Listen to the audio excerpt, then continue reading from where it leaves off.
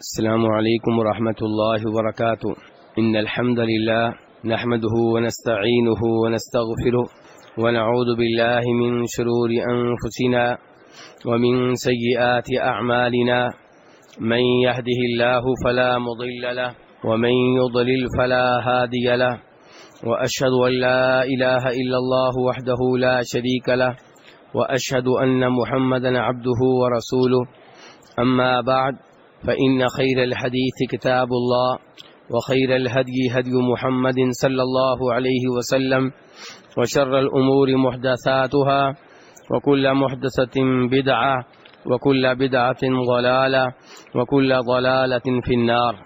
ہر قسم کی حمد و ثنا اللہ تبارک و تعالیٰ کے لیے اور بے شمار درود و سلام ہوں جناب نبی اکرم صلی اللہ علیہ وسلم کی ذات اقدس پہ۔ الدروس المہمہ پہ کئی ہفتوں سے درس چل رہا ہے اور آج کل 15واں درس ہے، جس میں کتاب کے مؤلف نے ان اخلاقیات کا تذکرہ کیا ہے جن سے ہر مسلمان کو آراستہ و پیراستہ ہونا چاہیے۔ آج کے درس میں کتاب کے مؤلف فرماتے ہیں وَالنَّزَاهَةُ عَنْ كُلِّ مَا حَرَّمَ اللَّهُ، کہ مسلمان کو چاہیے کہ ہر اس چیز سے دور رہے جس کو اللہ نے حرام قرار دیا ہے۔ اللہ نے جن چیزوں کو حرام قرار دیا ہے ان سے ہر مسلمان کو دور رہنا چاہیے۔ یہ کیسا مسلمان ہے جو اللہ سے، اللہ کے رسول علیہ الصلوۃ والسلام سے محبت کا دم برتا ہے لیکن اپنی مرضی کرتا ہے، اسے اس چیز کی کوئی پرواہ نہیں ہے کہ اللہ نے کن چیزوں کو حرام قرار دیا ہے ان سے میں دور رہوں اور کون سی چیزیں حلال ہیں اور وہ میں استعمال کر سکتا ہوں۔ اس بارے میں ایک حدیث ہمیشہ ذہن میں رکھنی چاہیے جسے امام مسلم رحمہ اللہ روایت کرتے ہیں کہ نبی صلی اللہ علیہ وسلم فرماتے ہیں کہ اللہ تبارک و تعالی پاک ہیں اور پاک چیزوں کو پسند کرتے ہیں، پاک چیزوں کو قبول کرتے ہیں۔ ان اللہ طیب لا يقبل الا طیبا، اور اللہ تبارک و تعالی نے عام مومنوں کو ایک ایسی چیز کا آرڈر دیا ہے جس چیز کا آرڈر اللہ نے اپنے خاص بندوں کو یعنی کہ نبیوں رسولوں کو دیا ہے، اور وہ کیا؟ وہ یہ کہ پاک چیزیں کھائیں، حلال چیزیں کھائیں۔ چنانچہ اللہ تبارک و تعالیٰ قرآن پاک میں فرماتے ہیں یا ایھا الرسل کلوا من الطیبات، کہ اے رسولو پاک چیزیں کھایا کرو، اور یہی آرڈر اللہ تعالیٰ نے عام مومنوں کو دیا یا ایھا الذین آمنوا کلوا من طیبات ما رزقناکم، اے ایمان والو جو رزق ہم نے تمہیں دیا ہے، جو مال ہم نے تمہیں دیا ہے اس میں سے جو پاک ہے وہ کھایا کرو۔ تو یہ ایک ایسا آرڈر ہے جو اللہ نے اپنے خاص بندوں کو بھی دیا ہے اور یہی آرڈر اللہ نے اپنے عام بندوں کو بھی دیا ہے۔ تو اس لیے عام بندوں کو چاہیے کہ جیسے انبیاء کرام علیہ الصلوۃ والسلام نے اس آرڈر پہ عمل کیا ایسے ہی عام بندے بھی اس آرڈر پہ عمل کریں۔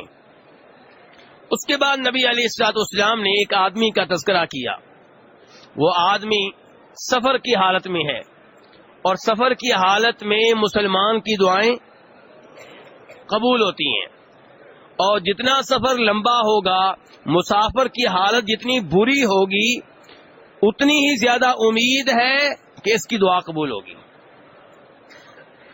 نبی علیہ الصلوۃ والسلام فرماتے ہیں لیکن ایک آدمی لمبے سفر پہ ہے اور سفر کی وجہ سے اس کا جسم غبار آلود ہے، اس کے بال پراگندہ ہیں، یعنی کہ بری حالت ہے سفر کی وجہ سے، اور وہ ہاتھ اٹھا کے اللہ سے دعائیں کر رہا ہے۔ کیا کر کے؟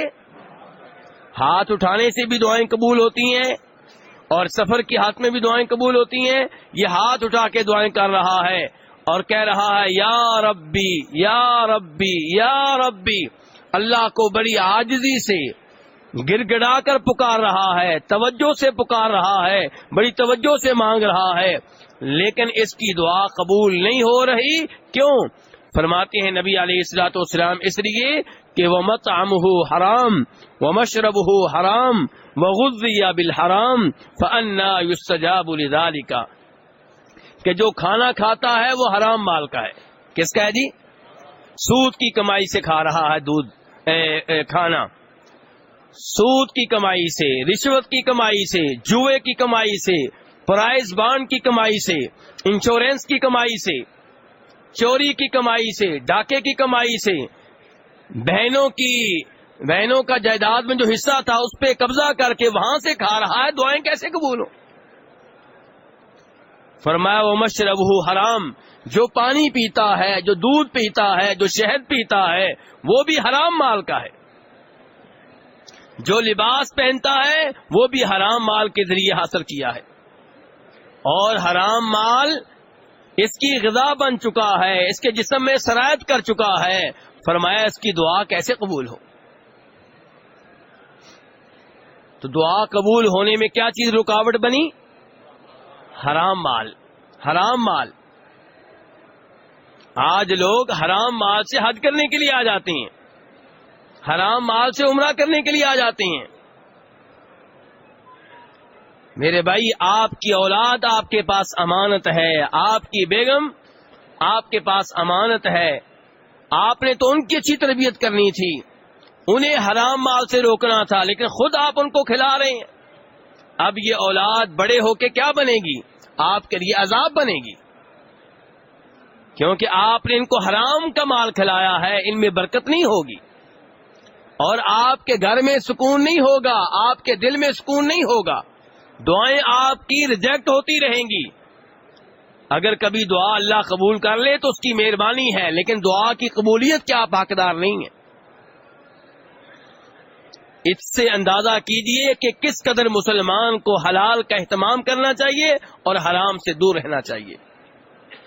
اللہ نے سود کو حرام قرار دیا، فرمایا یا ایھا الذین آمنوا اتقوا اللہ وذروا ما بقی من الربا ان کنتم مؤمنین، اے ایمان والو اللہ سے ڈر جاؤ، جو سود تمہارا کسی نے دینا ہے وہ نہ لو، اسی کے پاس رہنے دو، ان کنتم مؤمنین، اگر تمہارا واقعی اللہ پہ ایمان ہے، آخرت پہ ایمان ہے۔ اگر جھوٹا دعویٰ ہے مومن ہونے کا تو الگ بات ہے، اگر تم دعوی ایمان میں سچے ہو تو جو سود تم کسی سے طے کر چکے تھے اب تم نے اس سے لینا نہیں ہے۔ آپ نے کسی کو 1,00,000 روپیہ قرض دیا تھا، طے ہوا تھا کہ 1,10,000 روپیہ لوں گا، اب آپ 1,00,000 روپیہ واپس لیں، 10,000 روپیہ نہ لیں، وہ سود ہے، حرام کا ہے۔ میرے بھائیو، اللہ تبارک و تعالی نے سود حرام قرار دیا، اور رشوت لینے والے دینے والے پہ شریعت نے لعنت کی ہے، اور انہیں جہنمی قرار دیا گیا ہے۔ رشوت لینے والا، رشوت دینے والا دونوں جہنم میں جائیں گے۔ تو ایسے حرام مال سے بچا جائے، اور دیگر جو گناہ ہیں جنہیں اللہ نے ممنوع قرار دیا ہے، حرام قرار دیا، اس سے بچا جائے۔ کسی کا خون بہانا حرام ہے، کسی کو قتل کرنا حرام ہے، اور آج لوگ خودکش حملے کرتے ہیں، مسلمان فوجیوں کو قتل کرتے ہیں، پولیس کے محکمے میں کام کرنے والے مسلمانوں کو قتل کرتے ہیں، اور سمجھتے ہیں کہ ہم جنت کما رہے ہیں، جبکہ اللہ تعالیٰ فرماتے ہیں وَمَن يَقْتُلْ مُؤْمِنًا مُتَعَمِّدًا فَجَزَاؤُهُ جَهَنَّمُ خَالِدًا فِيهَا وَغَضِبَ اللَّهُ عَلَيْهِ وَلَعَنَهُ وَأَعَدَّ لَهُ عَذَابًا عَظِيمًا۔ جو جان بوجھ کر کسی ایک مومن کو قتل کر دے اس کا ٹھکانہ جہنم، جہنم میں ہمیشہ ہمیشہ رہے گا، اللہ اس پہ ناراض، اللہ کی اس پہ لعنت، اور اللہ کی طرف سے عذاب اس کے لیے بالکل تیار ہے۔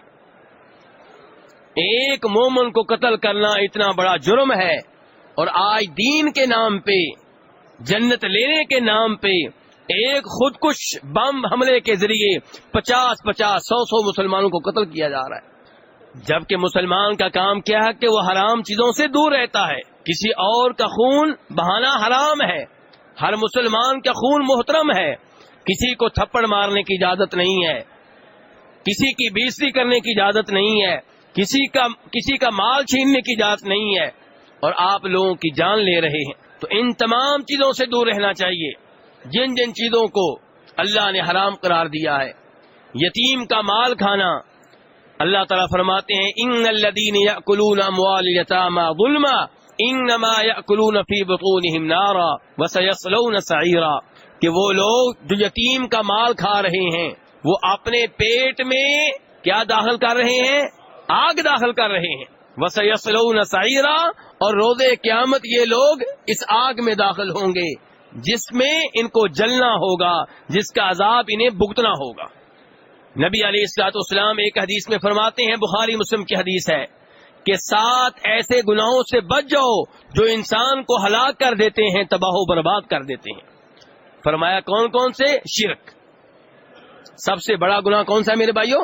شرک، جادو کرنا، کسی کو قتل کرنا، کسی مسلمان عورت پہ تہمت لگانا، یتیم کا مال کھانا، سود کھانا، اور میدان جنگ سے جب کافر فوجوں کے سامنے آپ کھڑے ہوں میدان سے بھاگ جانا، یہ سارے ایسے کبیرہ گناہ ہیں جو انسان کو ہلاک کر دیتے ہیں، تباہ و برباد کر دیتے ہیں۔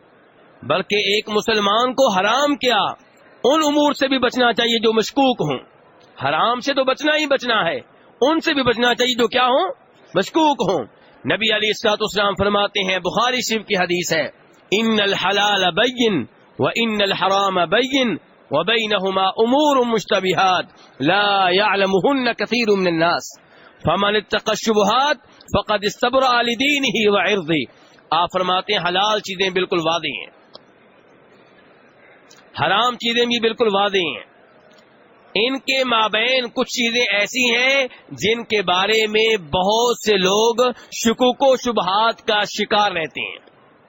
کچھ چیزیں ایسی ہیں جن کی عام لوگوں کو سمجھ نہیں آتی کہ حلال ہے کہ حرام ہے۔ فرمایا یہ جو مشکوک چیزیں ہیں جن کے بارے میں شدید اختلاف ہے، جو ان سے دور رہے گا وہ یقیناً حرام سے بھی دور رہے گا، اور جو مشکوک چیزوں میں واقع ہو جائے گا خطرہ یہ ہے کہ کل کو حرام میں بھی واقع ہو جائے گا۔ تو میرے بھائیو یہ بڑی اہم بات ہے جس کا تذکرہ کتاب کے مؤلف نے کیا، حرام چیزوں سے دور رہنا۔ اللہ تبارک تعالیٰ سے دعا ہے کہ ہمیں حرام چیزوں سے دور رہنے کی توفیق عنایت فرمائے۔ صدقے کا مال جب آل محمد پہ حرام تھا، ان کے لیے حلال نہیں تھا، تو نبی علیہ الصلوۃ والسلام نے جب اپنے ایک نواسے کو دیکھا کہ اس نے زمین پہ گری ہوئی کھجور منہ میں ڈال لی ہے تو آپ نے نکلوا دی، آپ نے نکلوا دی۔ اس سے آپ اندازہ کریں کہ جو چیزیں آپ پہ حرام ہیں ان سے دور رہنا کس قدر ضروری ہے۔ اللہ تبارک و تعالی ہمیں حلال و حرام کے مابین فرق کرنے کی توفیق عنایت فرمائے اور حرام چیزوں سے بچنے کی توفیق عنایت فرمائے۔ وصلی اللہ تعالی علی نبیہ محمد وآلہ وصحبہ